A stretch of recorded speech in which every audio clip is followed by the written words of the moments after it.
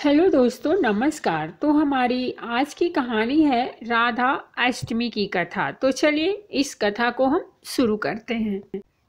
रमा नाम की एक स्त्री थी जो किसी गांव में रहती थी। 5-6 बरस उसकी शादी को हो गए थे, लेकिन अभी तक कोई संतान नहीं थी।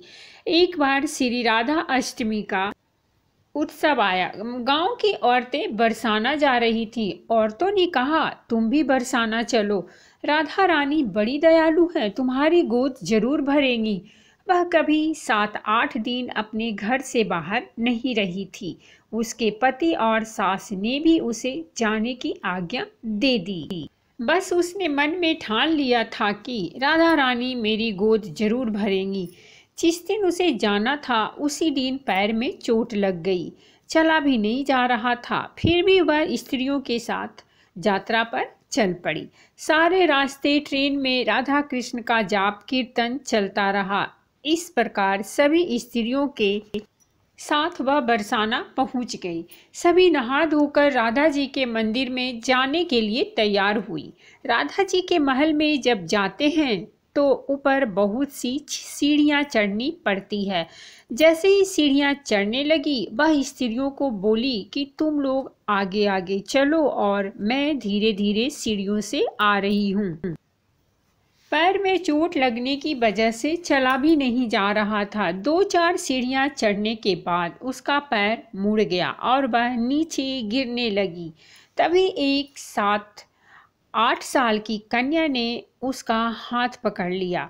रमा बोली, बेटी, आज अगर तुम ना होती तो मैं नीचे गिर गई होती। वह कन्या बोली, मैया, ऐसे कैसे गिर जाने देती मैं तुम्हें। रमा ने पूछा, बेटी, तुम्हारा नाम क्या है। वह बोली, लाडो नाम है मेरा, यही पास में रहती हूँ। वह दोनों सीढ़ियों पर बैठ गई। लाडो कहने लगी, मैया, मेरे लिए क्या लाई हो। न कोई जान न पहचान और लाडो ऐसी बात कर रही है। रमा ने सोचा। फिर रमा ने कहा, लाडो, मैं कल तुम्हारे लिए लेकर आऊंगी, तुम्हें क्या पसंद है। लाडो बोलती है, मुझे नथनी, गले का हार, कान के कुंडल, चूड़ियाँ, मेहंदी, घाघरा चोली, यह सब बहुत पसंद है, कुछ भी ले आना। इतना कहकर वह बालिका भाग गई। जैसे तैसे रमा भी मंदिर में दर्शन करके लौट आई। वापस जाकर सोचने लगी उस बालिका के बारे में और बाजार से उसने गले का हार और चूड़ियाँ उसके लिए खरीदी। अगले दिन वही जहाँ मिले थे वह लाडो उसका इंतजार करते मिली। चूड़ियाँ और गले का हार जैसे उसे दिया।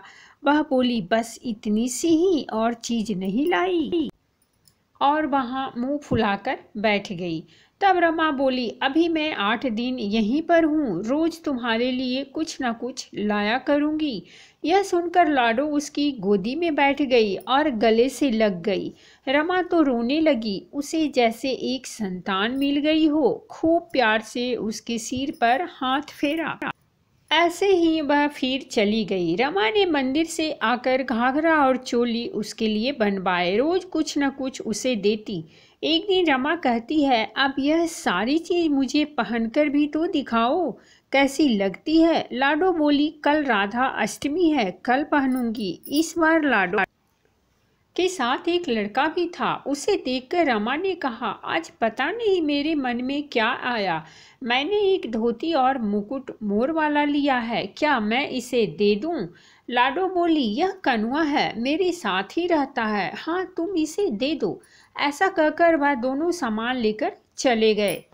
अगले दिन राधा अष्टमी थी। जब रमा सीढ़ियों पर आई और वहां उसे आज कोई न मिला, बहुत इंतजार के बाद जब वह मंदिर में पहुंची तो वहां बहुत भीड़ थी। कीर्तन और नृत्य हो रहा था। इसी तरह भीड़ को चीरती हुई वह आगे पहुंची और राधा जी को देखा और ठाकुर जी को देखा। वहीं सामान सब जो मैं लाई थी उन्होंने धारण किया हुआ था। वह पत्थर सी हो गई, आंखों से आंसू बहने लगे। बात समझते देर ना लगी कि यह लाडो राधा जी और कनुआ कृष्ण जी हैं। स्वयं जगत के पालनहार उसके पास आते हैं। राधा जी उसकी गोदी में बैठती हैं और उस मातृत्व सुख प्रदान करती हैं। वह तो जैसे बाबरी हो गई, दिन रात लाडो लाडो कहती रहती, पुकारती रहती। वह स्त्रियों से बोली, तुम लोग घर जाओ, मैं नहीं जाऊंगी।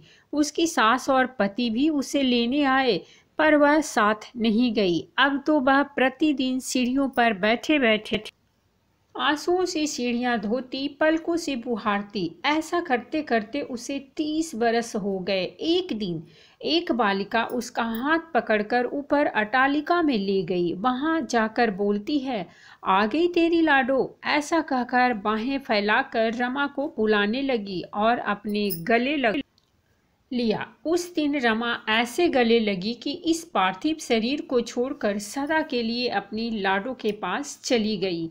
इस घटना से हम सबको यही सीख मिलती है कि जो भी आशा रखें, चाहे वह सकाम हो या निष्काम, केवल भगवान से ही रखें। एक न एक दिन अवश्य मिलते हैं। तो दोस्तों, ये थी हमारी आज की कहानी। अगर कहानी अच्छी लगी हो तो प्लीज़ हमारे चैनल को सब्सक्राइब कीजिए, वीडियो को लाइक और शेयर जरूर कीजिए। कहानी सुनने के लिए बहुत बहुत धन्यवाद। मिलते हैं हम एक नई कहानी के साथ।